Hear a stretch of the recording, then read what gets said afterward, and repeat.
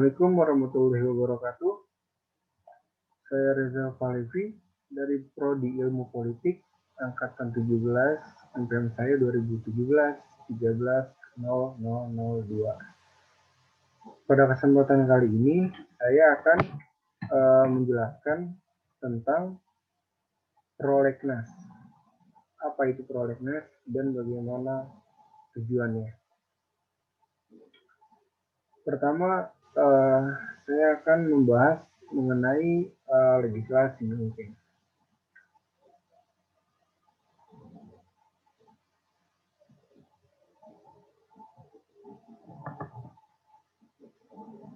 Prolegnas itu kan program legislasi, yaitu menurut teori legislasi itu menurut Burhadi Krem, ilmu pengetahuan perundang-undangan merupakan ilmu yang interdisipliner yang berhubungan dengan ilmu politik dan sosiologi yang secara garis besar dapat dibagi menjadi dua bagian besar, yaitu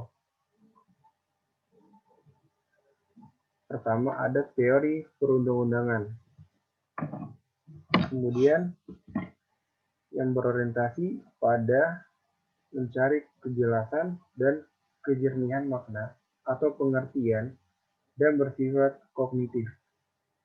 Kedua itu ada ilmu perundang-undangan, yaitu yang berorientasi pada melakukan perbuatan dalam hal pembentukan peraturan perundang-undangan dan bersifat normatif. Ilmu perundang-undangan ini dibagi lagi ke dalam tiga bagian, yaitu pertama proses perundang-undangan, kedua metode perundang-undangan, yang ketiga teknik perundang-undangan. Nah, kemudian dalam teori legislasi ini digunakan untuk mengetahui bagaimana sistem legislasi yang baik. Dengan pemaparan mengenai legislasi ini diharapkan akan dapat memperlihatkan bahwa menjadi suatu keniscayaan untuk mewujudkan pemerintah yang baik atau good governance di sebuah bidang kekuasaan negara, termasuk di bidang legislasi. Untuk mewujudkan good governance di bidang legislasi, maka mekanisme pembentukan peraturan perundang-undangan juga dibentuk harus mengacu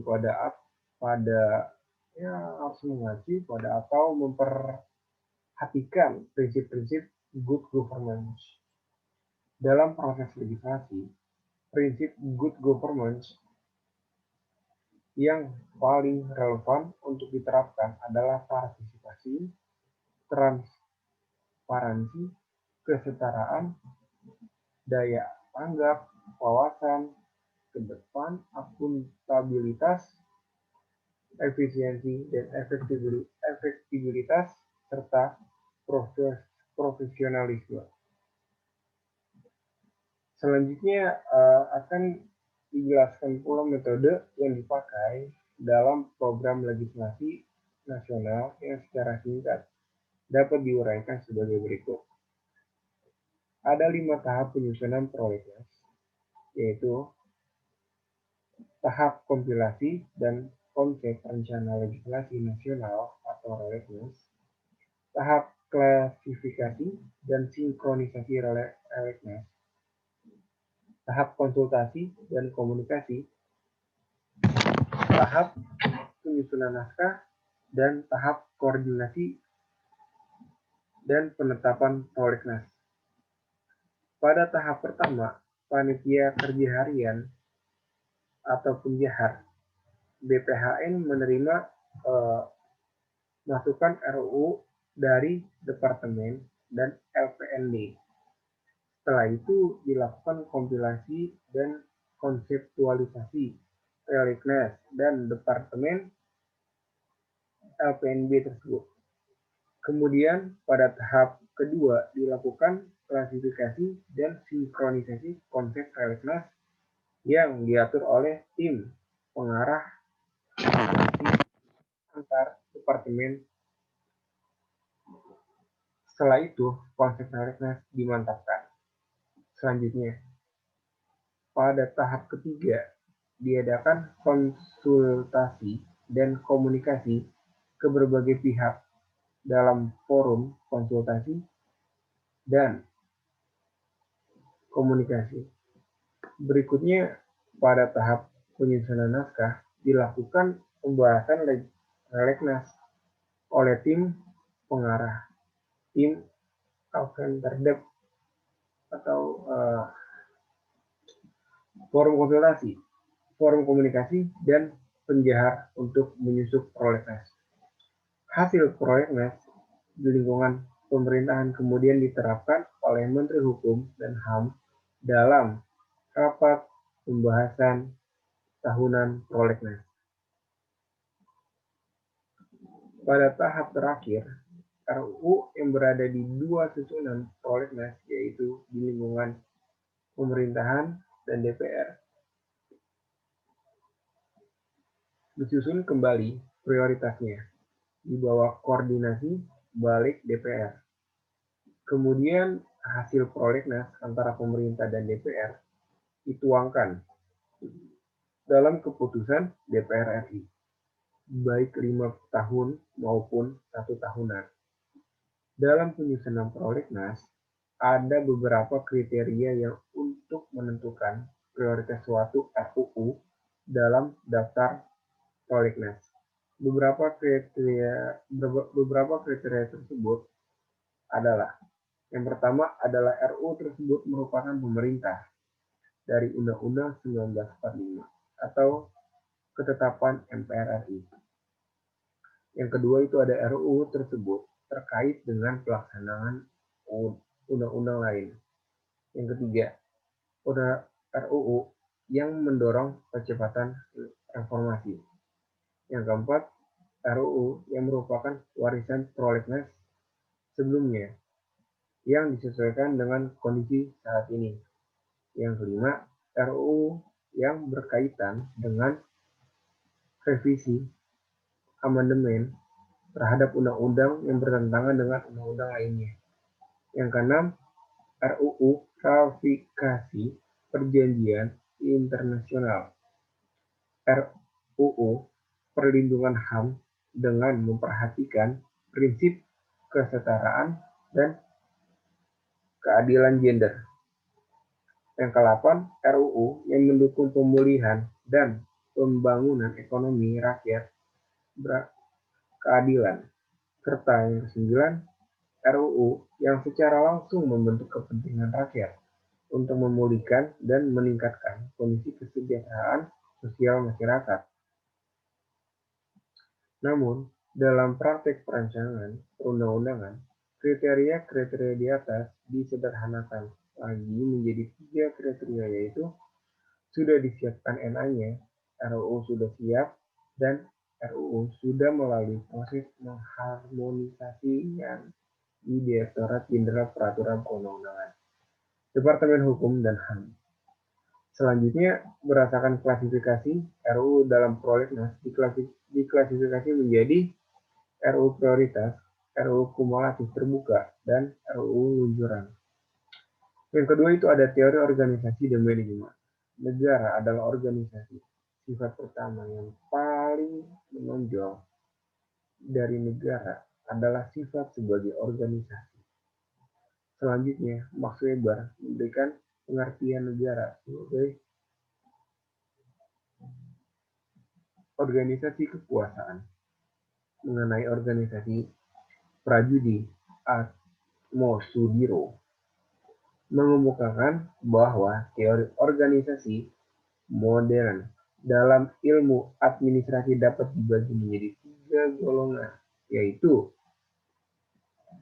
organisasi klasik, teori hubungan antar manusia, teori proses, teori perilaku, dan teori sistema. Yang terakhir disebut juga the system of organization, yang memandang organisasi sebagai suatu jaringan dari berbagai macam sistem yang bertalian suatu sama lain, serta bekerja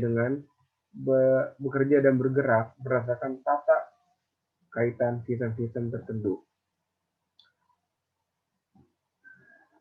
Dalam buku yang berjudul Modern Organization mengemukakan 4 macam teori organisasi, yaitu teori klasik, yang mungkin lebih tepat disebut aliran manajemen ilmiah. Yang kedua adalah aliran hubungan manusia, yang merupakan reaksi daripada aliran manajemen ilmiah. Yang ketiga ada sistem pendekatan strukturalitas, yang merupakan titik temu dan dua pendekatan hubungan manusia. Yang keempat ada teori pembukaan keputusan, yaitu suatu teori organisasi yang berkaitan dengan pembuatan keputusan.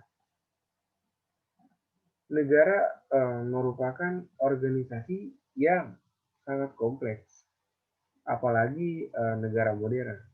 Di dalam praktik kehidupan masyarakat dan pemerintahan, banyak dijumpai organisasi yang indah di atas kertas, tetapi kenyataannya tidak berjalan atau berfungsi pembentukannya, padahal secara sesuatunya telah direncanakan dan diperhitungkan secara terencana.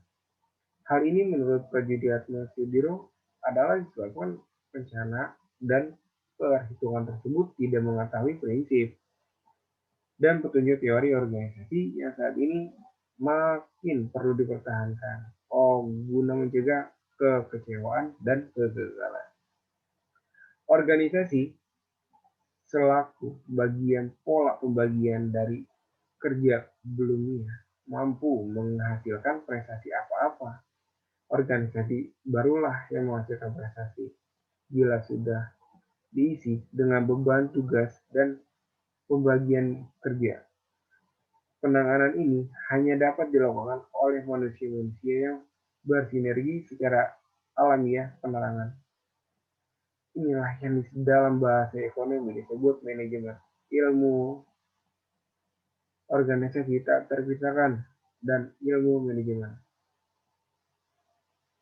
Teori organisasi dan manajemen digunakan untuk mengetahui bagaimana suatu sistem legislasi bisa dikelola dengan efektif dan efisien dalam satuan-satuan organisasi yang berkaitan dengan proses legislasi, mulai tahap pra-legislasi, legislasi, hingga pasca legislasi, untuk nantinya membentuk sebuah integrasi legislasi sistem.